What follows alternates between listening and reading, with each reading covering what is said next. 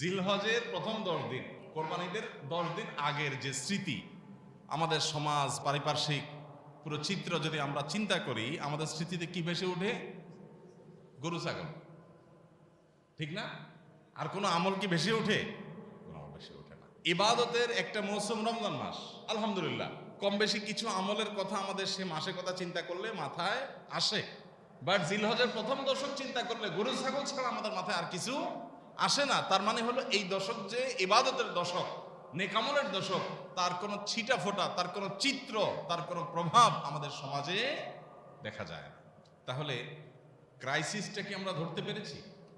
যে শয়তান আমাদেরকে ইবাদতের একটা মৌসুম থেকে দূরে সরায় রাখছে। আমাদের সমাজে যেভাবে হোক এটা হারিয়ে গেছে, এটার আলোচনা নাই, পর্যালোচনা নাই, বিবেচনা নাই, চর্চা নাই, আমল নাই। তাহলে এখন আমাদের কর্তব্য হলো এই দশকের আমল এবং চর্চা সমাজে প্রতিষ্ঠা করতে হবে ইনশাআল্লাহ। আমি নিজে তো করবই, অন্যদেরকেও করাবো। কিভাবে করাবেন? বুদ্ধি আমি শিখে দিচ্ছি ইনশাআল্লাহ।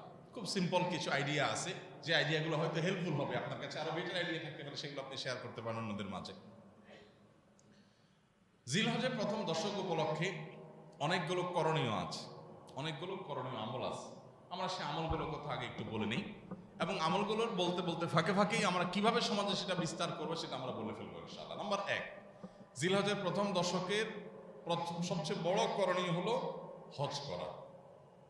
এই দশকে যত করার কাজ আছে এর ভিতরে সবচেয়ে বড় কাজ কোনটা? হজ করা। আল্লাহ যাদের তৌফিক দিয়েছেন তারা তো ইতিমধ্যে চলে গেছেন, অনেকে যাবেন ইনশাআল্লাহ। আমাদের জীবনে যাদের তৌফিক এখনো হয় নাই, তারা নিয়ত করি জীবনে কোনো এক বছর জিলহজের প্রথম দশকে আমি একটু হজ করবো ইনশাআল্লাহ। আল্লাহর কাছে একটু এখনই দরখাস্ত জমা দিয়ে দিব, দোয়া করব, চেষ্টা শুরু করবো যে আল্লাহ এই দশকের প্রধান আমল হজ জীবনে একবার আমাকে করায়। আমি দুনিয়া থেকে চলে যাব, তোমার ইবাদতের এই মৌসুমের প্রধান আমলটা জীবনে একবারও করবো না, তা কিভাবে হয়? একবার অন্তত যেন করতে পারি, এই তৌফিকটা আল্লাহর কাছে আমরা চেয়ে নিব ইনশাআল্লাহ। তাহলে প্রথম আমল পেয়ে গেলাম জিলহজের প্রথম দশক, সেটা হলো কি? হজ। দ্বিতীয়, হজের পরে দ্বিতীয় সর্বোচ্চ গুরুত্বপূর্ণ আমল হলো কোরবানি করা। আলহামদুলিল্লাহ যাদের সামর্থ্য আছে তারা কোরবানি করবেন, আল্লাহ চাহেন তো, তাই না? কোরবানি কেন করবেন? নিয়তগুলো ভেজাল মুক্ত করে নেবেন, খাঁটি করে নেবেন। গোশতের জন্য, মুখ রক্ষার জন্য, চক্ষু লজ্জা থেকে বাঁচার জন্য, সমাজে মানুষ কি বলবে কোরবানি না করলে সেটার জন্য, সেই প্রশ্নের উত্তর নিজের কাছ থেকে ক্লিয়ার করে নেবেন, নিয়ে কোরবানি করবেন। তাহলে দ্বিতীয় আমল হলো কোরবানি করা এই দশকে। 3 নম্বর আমল হলো এই দশকে যেই কোনো রুটিন ভালো কাজ বিশেষ গুরুত্বের সাথে করা। 5 ওয়াক্ত নামাজ অন্য সময় গাফলতি করছেন, এই দশকে আর করবেন না। এই দশকে স্পেশাল কেয়ার করবেন যে নামাজে যাতে কোনো গাফলতি না হয়। ওয়াক্ত মতো জামাতের সাথে পুরুষরা মহিলারা ওয়াক্ত মতো আউয়াল ওয়াক্তে নামাজ পড়ে ফেলবেন, যাতে মিস না হয় দশকে। এই দশকে কোরআন তেলাওয়াত অন্য দশকে না করলে এই দশকে একটু করার চেষ্টা করবেন। অন্য দশকে যে আমল করেন না সেটাই আর দশকে বেশি বেশি করবেন। তাহলে সাধারণ নেকামল বেশি বেশি করবেন। কারণ এই যে একটা হাদিস শুনালাম, নবী সাল্লাল্লাহু আলাইহি ওয়াসাল্লাম বলেছেন এই দশকের নেকামল আল্লাহর কাছে এত প্রিয় যে অন্য কোনো সময়ের আমলে আল্লাহ এত খুশি হন না, বান্দার এই দশকের আমলে যত খুশি হন। জিজ্ঞাসা করেছেন সাহাবীরা, হে আল্লাহর রাসূল, অন্য সময় যদি কেউ আল্লাহর রাহে জিহাদ করে সেই কাজটাও কি এই দশকের নেকামলের চাইতে প্রিয় না? জিহাদ, জিহাদ জীবন বাজি রাখা। নবী করিম সাল্লাল্লাহু আলাইহি ওয়াসাল্লাম বলেছেন ওয়ালাল জিহাদু ফি সাবিলিল্লাহ। এমনকি অন্য সময়ে আল্লাহর রাহে জিহাদ করলেও সেটা এই দশকে সাধারণ আমলের চাইতে বেটার না, চিন্তা করা যায়। তবে এক্সেপ্ট হলো ওই ব্যক্তি যে অন্য সময় জিহাদে বের হয়েছে, তার জীবন, তার সম্পদ সব বিলিয়ে দিয়ে আসছে, কিছু নিয়ে ফিরে আসে নাই, সে সব উজাড় করে দিছে, উৎসর্গ করে দিছে, তার কথা ভিন্ন, তার মর্যাদা সব কিছু। তাহলে এই দশকের নেকামলের মর্যাদা সম্পর্কে আমরা ধারণা পাচ্ছি। তাহলে তৃতীয় করণীয় হলো বেশি বেশি নেকামল করা। 4 নম্বর করণীয় হলো যে কোনো পাপের কাজ, গুনাহের কাজ যে কোনো সময় নিষিদ্ধ, এই দশকে বিশেষ ইবাদতের মৌসুম হওয়ার কারণে স্পেশাল কেয়ার করা যে আমি গুনাহের কাজ করব না। যেমন রমজান মাসে যে ঘুষ খায়, কোনো কোনো ঘুষখোর ড্রয়ার খুলে দেয়, দিয়া ক্লায়েন্টকে বলে এখানে রেখে দেন, রোজা আসি তো সন্ধ্যার পরে ধরবো। এই যে এতটুকু তার মধ্যে যে বিহিত আসছে, যদি এটাতে কোনো কাজ হবে না, দিন শেষে তো খাইলো সে, যে রোজার মাস, টাকাটা হাতে নেব না, ক্যাশে রাখেন, ইফতার করে তারপরে ধরবো। তো এই যে এতটুকু তার ভিতরে ধারণা তৈরি হয়েছে যে রোজা অবস্থা গুনাহ করলে বেশি অপরাধ হবে। তো এই জিলহজের প্রথম দশকে যে কোনো পাপের কাজ অন্য সময় তো করবোই না, এই দশকে স্পেশাল কেয়ার করব পাপের কাজ থেকে বেঁচে থাকার জন্য। 4 নম্বর আমল। 5 নম্বর আমল হলো বেশি বেশি জিকির করব, বেশি বেশি আল্লাহর স্মরণ করব, আল্লাহর কথা চিন্তা করব। কোরআন তেলাওয়াত করা উত্তম জিকির, সুবহানাল্লাহ, আলহামদুলিল্লাহ, আল্লাহু আকবার, সব ধরনের জিকির বেশি বেশি করা। কারণ আল্লাহ সুবহানাহু ওয়া তাআলা কোরআনে কারীমে বলেছেন যে ওয়ায়াযকুরু ইসমাল্লাহ ফি আইয়ামিন মা'দুদা, নির্দিষ্ট দিনগুলোতে আল্লাহর বান্দারা আল্লাহর জিকির করে। এই নির্দিষ্ট দিন বলতে জিলহজের প্রথম দশকে বোঝানো হয়েছে। তাফসীর বিদগণ, মুফাসসিরিন ইকরাম সব তাফসীরগুলোতে প্রায় এই বিষয়ে কথা বলা আছে।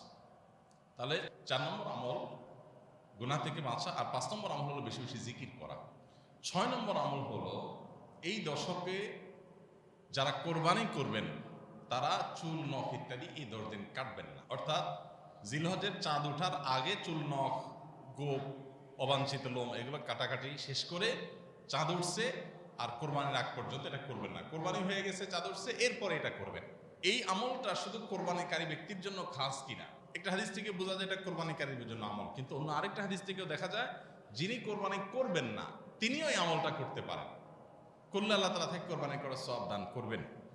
এবং শুধু সেটাই নয়, কোরবানি করেন বা না করেন, ছোট বাচ্চাদেরকে পর্যন্ত বিভিন্ন হাদিস থেকে আমরা পাই যে তাদেরকে উৎসাহ দেওয়া হয়েছে তারা যেন এই দশকে চুল নখ ইত্যাদি তাদেরকে মা বাপ না কাটে। এটা একটা আমল।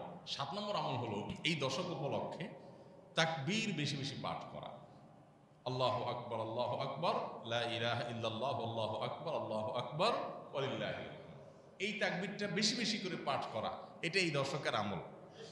এই দশকের আমলকে পুনর্জীবন দেওয়ার জন্য এই পয়েন্টটাতে আমরা একটু কাজ করতে পারি। অর্থাৎ তাকবীরের ধ্বনিতে আমাদের পুরো পরিবেশটাকে মুখরিত করতে পারি। এই জিনিসটা মিডল ইস্টে আছে, সৌদি আরবে আছে। তারা তাদের সমাজে বিভিন্ন জায়গায়, ঘর বাড়িতে, অলিতে গলিতে, এমনকি দোকানে, সুপার শপে, শপিং মলে, বিভিন্ন জায়গায় তারা ছোট ছোট আপনার স্পিকার দিয়ে মৃদু ভলিউমে তারা তাকবীর বাজায় রাখে, সুললিত কণ্ঠে তাকবীর বাজতে থাকে। আল্লাহু আকবার, আল্লাহু আকবার, লা ইলাহা ইল্লাল্লাহু, আল্লাহু আকবার, আল্লাহু আকবার, ওয়ালিল্লাহিল হামদ। গোটা সমাজ যে আমাদের এই পশ্চিমারা এবং তাদের দোসররা আমাদের সমাজটাকে যে নোংরা করে রাখছে, তাকবীর ধ্বনি যদি সারা দেশের সমস্ত অলিতে গলিতে বাজতে থাকে, অন্তত শয়তান থেকে কিছুটা হলেও পবিত্র হবে ইনশাআল্লাহ। এই জন্য এই দশকে তাকবীরটা জোরে জোরে পাঠ করা। জোরে জোরে বলতে আবার এমন জোরে না যে কারোর ডিস্টার্ব হয়, মৃদু ভলিউমে, যাতে তাদের কোনো কারোর অসুবিধা না হয়। সেভাবে আমরা তাকবীরের ধ্বনিটাকে যত বেশি আপনার এটা আমরা চর্চা করতে পারবো, তত বেশি এই সম্পর্কে মানুষের ধারণা তৈরি হবে। যখনই একটু উচ্চস্বরে তাকবীর শুনবে কেউ, তখন তার ধারণা হবে ব্যাপার কি, তখন বুঝবে যে এটা জিলহজের প্রথম দশক চলতেছে, আমলের দশক চলতেছে। এই একটা জায়গায় আমরা যদি কাজ করি তাহলে আমলটাকে আমরা পুনর্জীবন দিতে পারি। সাহাবীদের কেউ কেউ তারা এই দশক আসলে বাজারে যেতেন। কেন? শুধু তাকবীর দেওয়ার জন্য, যে বাজারে গিয়ে একটু জোরে তাকবীর দিতেন। আল্লাহু আকবার, আল্লাহু আকবার, লা ইলাহা ইল্লাল্লাহু, আল্লাহু আকবার, আল্লাহু আকবার, ওয়ালিল্লাহিল হামদ। আমরা শুধু ঈদের দিন পড়ি, ঈদের দিন না, এটা 10 দিন ধরে করার জিনিস। তো সাহাবী বাজারে যে এটা জোরে বলতেন, যাতে করে তার শোনা শুনে অন্যদেরও মনে হয় তারাও পড়ে। তো আমরা মুদি দোকানে, চায়ের দোকানে যাই, যদি একটু জোরে তাকবীর বলি, প্রথম বলার পর সবাই একটু তাকায় থাকবে, ব্যাপার কি, লোকে মাথায় কোনো সমস্যা টমস্যা আছে, এরকম একটা অ্যাপ্রোচ দেখতে পারেন। তো যেহেতু সবাই গাফেল, ওদের কাছে জিকিরটা সমস্যা মনে হয়, এই জন্য আপনি সাথে সাথে একটু ব্যাখ্যা করতে পারেন, একটু এক্সপ্লেইন করতে পারেন যে আসলে জিলহজের প্রথম দশক আসলে একটু সরবে তাকবীর পাঠ করা সুন্নাত, এটা ধারণাটা হারাই গেছে, এই জন্য আমি একটু জোরে পড়ছি। আপনারা কেউ চাইলে পড়তে পারেন, তাহলে ইনশাল্লাহ দেখবেন আবার স্বাভাবিক হবে যে না, মাথা ঠিক আছে, সমস্যা নেই। তাহলে এই তাকবীরটা সাহাবীরা দেখেন বাজারে গেছেন তাকবীর বলার জন্য। জীবনে কোনোদিন বাজারে তো কাঁচামরিচ কিনতে, পেঁয়াজ কিনতে, নানা ধান্দা, নানা কারণে গেছেন, কোনোদিন এরকম হয়েছে যে শুধু একটা আমল করার জন্য বাজারে গেছেন? তাহলে এই দশকে চেষ্টা করা যাবে তো ইনশাআল্লাহ। বাজারে যদি যাইতে না পারেন, অন্তত আপনার আশেপাশে থাকা মুদি দোকানে যায়, 2-3 জন কাস্টমার থাকবে, সেখানে যে একটু জোরে তাকবীর বলবেন, এরপরে ব্যাখ্যা করে দিবেন, পারা যাবে না ইনশাআল্লাহ? আর একটা কাজ তো সবাই পারবেন, সেটা কি? বাসায় ঢোকার সময় সালাম তো দিবেন, বিসমিল্লাহ বলবেন, সালাম দিয়ে ঢুকবেন, এবং ঢুকার পরে তাকবীর শুরু করবেন। আগে সব কথা পরে, বউয়ের সাথে আলাপ সালাপ পরে, সব আগে কি হবে? তাকবীর হবে। আল্লাহু আকবার, আল্লাহু আকবার, লা ইলাহা ইল্লাল্লাহু, আল্লাহু আকবার, আল্লাহু আকবার, ওয়ালিল্লাহিল হামদ।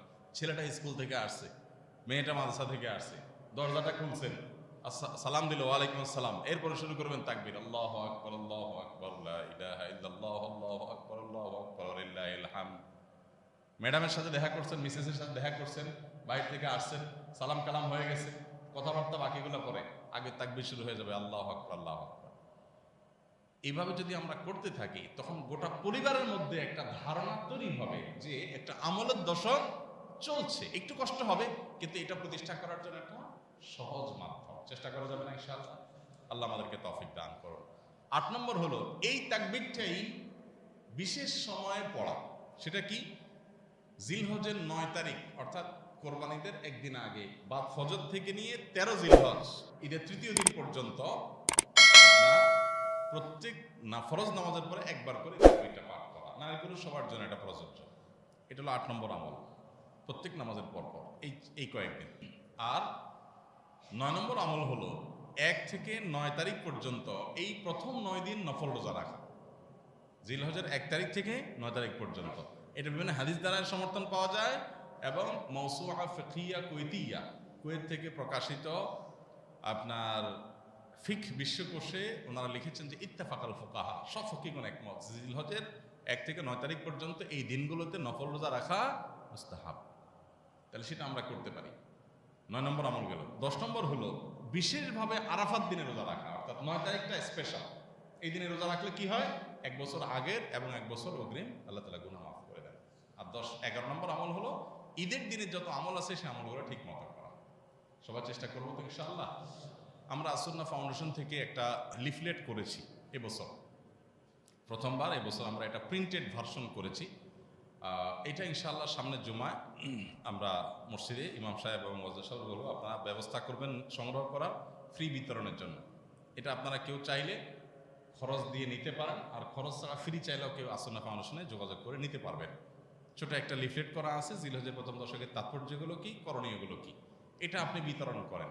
আপনি একজন আপনার সহকর্মীকে দেন, দোকানদারকে দেন, একজনকে দেন, দিয়ে বলেন যে এটা একটু ভালো করে পড়েন, পড়ে একটু আমল করেন। তাহলে আপনি যদি ১০০ জনকে দেন আর একজনও আমল করে, আলহামদুলিল্লাহ জিন্দা হয়ে গেল আমলটা। চেষ্টা করা যাবে তো ইনশাআল্লাহ? তো লিফলেটটা আগামী সপ্তাহে মসজিদে কিছু নিয়ে আসবে, এখান থেকে একটা বেশি নিতে পারবেন না। একটা বেশি নিলে ফাউন্ডেশন থেকে যাই নেবেন, একটু কষ্ট করেন। শুধুমাত্র আমরা চাই যে আমাদের পকেটে ভরে দেখ। আরো সহজ হইতো যে তাবিজ বানায়া আমলটা খাওয়া দিতে পারতো, আমরা গিলে ফেলতাম, কাহিনী শেষ হয়ে যেত। দরকার হুজুর কিছু টাকা নিতে, তাও ভালো। আমরা মূলত এরকমই চাই, তাই না? যে এত ঝামেলা করে কে? দরকার হলে হুজুর কিছু টাকা পয়সা নেক, একসাথে তাবিজ দিয়ে দেখ, খাইয়ে ফেলাই, যাতে শেষ হয়ে যায়। কষ্ট করতে রাজি না। তো লিফলেটগুলো কষ্ট করে সংগ্রহ করবেন, আর এখানে মসজিদে থাকবে মুসল্লিদেরকে দেওয়ার জন্য। আল্লাহ তাআলা আমাদের সবাইকে সমাজ থেকে হারিয়ে যাওয়া এই আমলটাকে পুনর্জীবন দেওয়ার তৌফিক দান করুন। সবাই চেষ্টা করবো তো ইনশাআল্লাহ? জাযাকুমুল্লাহ খাইর, জাযাকুমুল্লাহ খাইর। খুব বেশি আলোচনা করব এবং অন্যদের মধ্যে ফেরি করব, উচ্চস্বরে তাকবীর দিতে থাকবো ইনশাআল্লাহ। আল্লাহ তাআলা আমাদের সবাইকে সে তৌফিক দান করুন।